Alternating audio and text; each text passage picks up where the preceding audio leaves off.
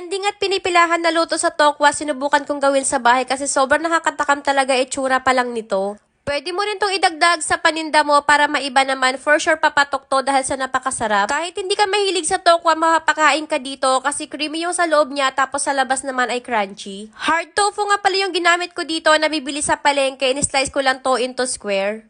Season lang natin yan ng salt and pepper para meron na kaagad lasa at mas manuot dito sa tokwa. Massage lang natin to at add na natin yung 1/4 cup na cornstarch. Pwede ka naman gumamit ng harina pero mas maganda kapag cornstarch. Mas tumatagal kasi yung crispy nito kapag cornstarch yung gagamitin mo. Ayan, okay na to. Kaya naman tatabi muna natin yan dahil i-prepare pa natin yung iba ingredients katulad na nga lang itong itlog.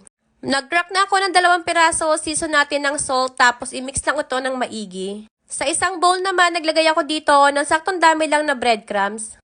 Itong mga tofu, i-dip na natin dito sa itlog. Dip mo lang ng maigi, tapos panghuli naman sa breadcrumbs. Coat lang natin to ng maigi ng breadcrumbs para kapag prinito na natin ay pantay-pantay yung crispy nito. Sa saktong init na mantika, ilagay na natin dito itong mga tofu square.